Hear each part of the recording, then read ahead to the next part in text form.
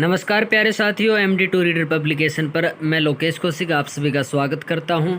आज मैं आप सभी को इंडियन मिसाइल सिस्टम पार्ट 2 पढ़ाने वाला हूं। इंडियन मिसाइल सिस्टम के पार्ट 1 के अंदर हमने काफ़ी सारी मिसाइल के बारे में पढ़ा। हमने साथ में ये भी पढ़ा कि मिसाइल सिस्टम के अंदर किस किस प्रकार की मिसाइलें हैं। और भारतीय मिसाइल सिस्टम के अंदर आप सभी जानते हैं कि सरफेस टू सरफेस मिसाइल भी हैं, सरफेस टू एयर मिसाइल भी हैं, एयर टू एयर मिसाइल भी हैं, एयर टू सरफेस मिसाइल भी हैं। इन सब का मतलब है कि हवा से धरती पर वार करना, धरती से हवा के अंदर वार करना, और साथ में मतलब एंटी शिप, एंटी टैंक, मतलब टैंक को उड़ाने वाली मिसाइलें भी भारत के पास में हैं। तो ये टॉपिक जो है ये काफ़ी यूपीएससी के अंदर मेन पूछा जाता है। यूपीएससी के अलावा Indian air force, Indian army, Indian navy के जितने भी एग्ज़ाम हैं, खासकर नेवी, SSR, XXY ग्रुप, इन सब के अंदर इस टॉपिक से काफ़ी सारे क्वेश्चंस पूछे जाते हैं। काफ़ी इंपॉर्टेंट टॉपिक है हमारा। वीडियो पसंद आती है तो आप सभी वीडियो को लाइक, शेयर और कमेंट करना ना भूलें।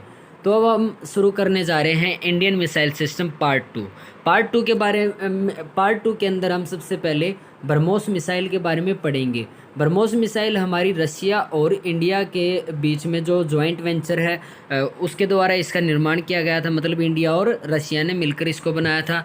ब्रह्मोस की खासियत ये है कि ये एक सुपरसोनिक क्रूज मिसाइल है। सुपरसोनिक क्रूज मिसाइल का मतलब है सुपरसोनिक, सोनिक होती है आवाज़, मतलब सुपरसोनिक मतलब कि आवाज़ से भी तेज़ चलने वाला कोई भी चीज़, कोई भी वस्तु जो कि आवाज़ से भी तेज़ चलती है। तो ये हमारी मिसाइल है सुपरसोनिक क्रूज़ मिसाइल। ये क्रूज़ मिसाइल आवाज़ की गति से भी तेज़ चलती है। और इसका जो टेस्ट किया गया था वो 12 जून 2001 के अंदर इसका टेस्ट लिया गया था और ये सक्सेसफुल रही थी अपने टेस्ट के अंदर।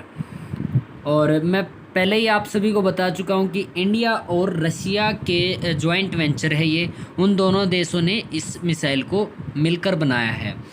साथ में इसकी एक और खासियत है कि ये वर्ल्ड की सबसे fastest anti ship cruise missile है जो कि अपने अभी भी फ़िलहाल ऑपरेशन के अंदर है। क्रूज़ मिसाइल का मतलब होता है कि जिस मिसाइल के अंदर अनमैन्ड व्हीकल भी हम इसको बोल सकते हैं, जिसके अंदर कोई भी इंसान ना बैठा हो, रिमोट से कंट्रोल्ड ये मिसाइल है हमारी।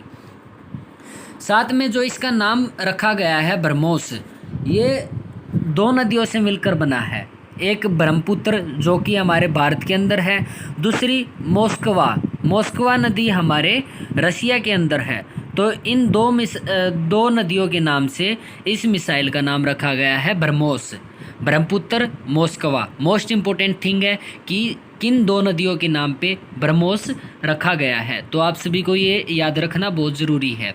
अब हम पढ़ते हैं पृथ्वी एयर डिफेंस सिस्टम। जो ये पृथ्वी एयर डिफेंस सिस्टम है, इसको हम ये बोल सकते हैं कि एकदम से जो चेंज है, डेवलप है, कि इसका काफ़ी सारा योगदान रहा है कि भारत के मिसाइल सिस्टम के अंदर उसको मजबूत बनाने के लिए।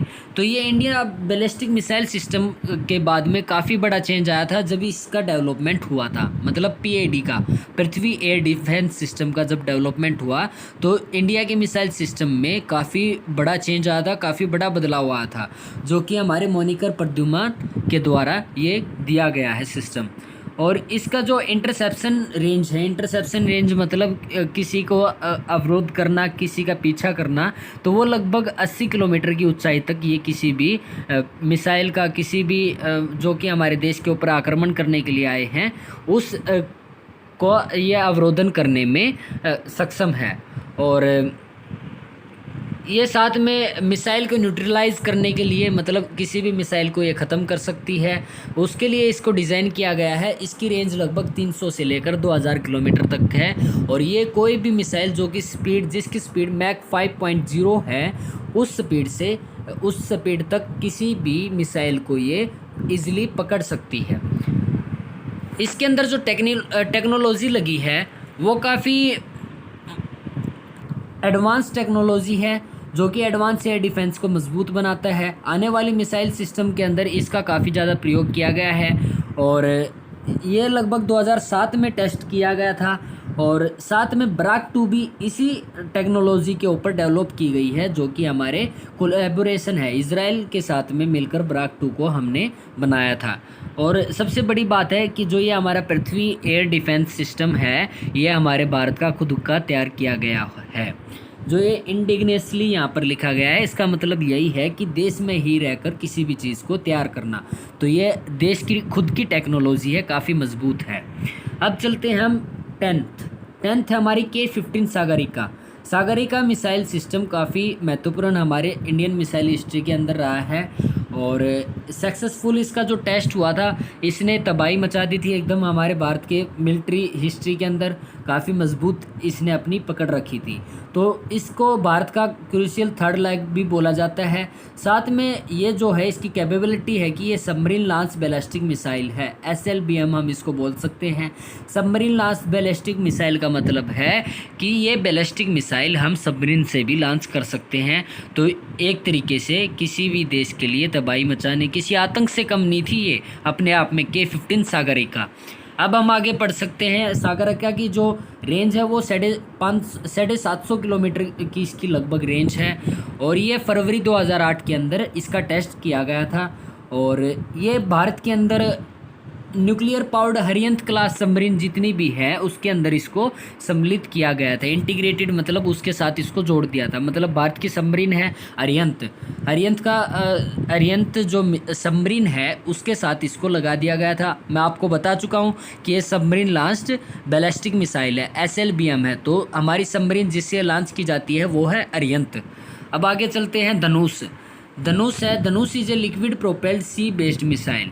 मतलब प्रोपेल्ड मतलब है कि किसी शक्ति से चलना।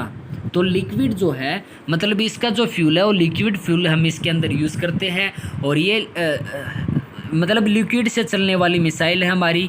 और सी बेस्ड मतलब नेवल पर्पज़ के लिए हम इसका यूज़ करते हैं। लेकिन इसकी एक खास बात है कि ये शॉर्ट रेंज वर्जन है पृथ्वी सेकंड बैलिस्टिक मिसाइल का। मतलब हम इसको हमेशा ये बोलते हैं कि जो धनुष है वो पृथ्वी सेकंड जो हमारी बैलिस्टिक मिसाइल है उसका ये शॉर्ट रेंज वर्जन है। मतलब कम दूरी के लिए हम इसका प्रयोग करते हैं, लेकिन इसकी सारी खासियत पृथ्वी सेकंड बैलिस्टिक मिसाइल से मिलती हैं।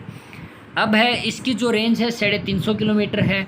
और इसकी कैपेबिलिटी है कि ये न्यूक्लियर वारहेड मतलब न्यूक्लियर जो हमारे हथियार हैं उन सब को कैरी करने में ये सक्षम है। और ये नेवल वारशिप के लिए इसका सक्सेसफुली टेस्ट फायर्ड किया गया था मार्च 2011 के अंदर। तो प्यारे साथियों, होप आप सभी को ये वीडियो पसंद आ रही होगी, आप सभी समझ रहे होंगे इजली। तो आप सभी से एक गुजारिश है, वीडियो को लाइक शेयर और सब्सक्राइब करते रहें। आगे चलते हैं कि जो हमारी जो सागरिका है, जो हमारी धनुष मिसाइल है वो सागरिका K-15 सागरिका के बेड़े के अंदर शामिल की गई है। मतलब उसी की विरासत से हम इसको मानते हैं। मतलब दोनों के अंदर एक ही टेक्नोलॉजी का प्रयोग किया गया है। अब आगे है अग्नि थर्ड। अग्नि आप सभी को पता होगा कि अग्नि के नाम से हम मिसाइल की पूरी एक सीरीज चला रखी है। अग्नि फर्स्ट, अग्नि सेकंड, अग्नि थर्ड, अग्नि फोर्थ, अग्नि फिफ्थ तक मतलब 5 सीरीज है हमारी अग्नि मिसाइल की। और अग्नि थर्ड जो है वो सेकंड का जो डेवलप्ड वर्जन हम इसको बोल सकते हैं। मतलब सेकंड के बाद आने वाला थर्ड है, इसको सक्सेसर है। और साथ में ये उसका डेवलप वर्जन है। इसकी ख़ास बात है कि ये इंटरमीडिएट रेंज बैलिस्टिक मिसाइल है। मतलब मध्य जो थोड़े बीच से कि हम बोल सकते हैं कि थोड़ा बहुत डिस्टेंस इसके लिए ये इजीली कर सकती है। लगभग 2000 से 3000 के बीच किलोमीटर का डिस्टेंस ये इजीली कवर कर सकती है। इंटरमीडिएट रेंज बैलिस्टिक मिसाइल है ये। और ये हम इसको ये बोल सकते हैं कि इसकी जो पिछली स्पीड थी, प्रीवियस इटरेशन थी, उसके अंदर बस इम्प्रूवमेंट किया गया है। इसकी रेंज लगभग 3.5 हज़ार किलोमीटर से लेकर 3,500 किलोमीटर से लेकर 5,000 किलोमीटर तक की इसकी रेंज रही है। और making it capable of engaging target deep inside neighbouring countries. इसका मतलब है कि इसकी कैपेबिलिटी ये है कि अपने आस पड़ोस के जितने भी देश हैं, जैसे पाकिस्तान है, पाकिस्तान के अंदर कोई भी टारगेट बिल्कुल पॉइंट टू पॉइंट अगर हमें, जो कि बिल्कुल छुपा हुआ टारगेट है, वहाँ पर भी जाकर ये वार करने में सक्षम है हमारी अग्नि थर्ड, क्योंकि इसकी रेंज लगभग 3500 किलोमीटर से लेकर 5000 किलोमीटर तक के दायरे में ये कहीं पर भी शार्पली वार कर सकती है। अब है अग्नि फोर्थ। अग्नि फोर्थ जो है वो अग्नि थर्ड का सक्सेसफुल वर्जन है, और ये जो है कि इसका जो स्ट्राइक टारगेट है वो अग्नि थर्ड से भी ज़्यादा शार्प है, और इसकी रेंज लगभग सिमिलर है, लेकिन ये इसकी एक खास बात है कि जो 3000 लगभग, देखो अग्नि थर्ड जो थी वो 3500 से लेकर 5000 किलोमीटर का डिस्टेंस ट्रैवल करने में सक्षम थी, लेकिन जितना टाइम इसको ट्रैवल करने में यहाँ पर लगता था उससे 20 मिनट कम लगती है हमारी अग्नि फोर्थ को ट्रैवल करने में। मतलब इसकी स्पीड 20 मिनट ज़्यादा है, ये 20 मिनट का समय कम लेती है अग्नि थर्ड से। और इसकी खास बात है कि इसका जो इंजन है वो 2 फेज़ प्रोपल्सन सिस्टम के ऊपर बेस्ड है, मतलब 2 भागों में इसका इंजन को बांटा गया है। प्रोपल्सन सिस्टम इसकी स्पीड उसी के ऊपर डिपेंड करती है, और इसको इस तरीके से डिज़ाइन किया गया है कि ये लगभग 1000 किलो का पेलोड कैरी कर सकती है। अब है हमारी 14वीं जो मिसाइल है वो है शौर्य मिसाइल। शौर्य मिसाइल हमारी सरफेस बैलिस्टिक मिसाइल है, surface to surface ballistic missile, मतलब ज़मीन से ज़मीन के ऊपर वार करने में ये मिसाइल सक्षम है, और ये K-15 सागरिका का वेरिएंट है, मतलब K-15 सागरिका को मॉडिफाई करके हमारी जो शौर्य मिसाइल है उसी का एक भाग है। इसकी एक खास बात है कि हम इसको अंडरग्राउंड सिलोज होते हैं, भूमिगत कक्ष, मतलब ज़मीन के नीचे हम इस मिसाइल को छुपा सकते हैं जब तक कि कोई भी हमारा युद्ध वगैरह नहीं होता, और उसके बाद में हम जब भी युद्ध छिड़ेगा गैस कनिस्टर्स की मदद से हम इसको ट्रिगर कर सकते हैं, फायर कर सकते हैं, मतलब इसको फायर करना काफ़ी ईजी है।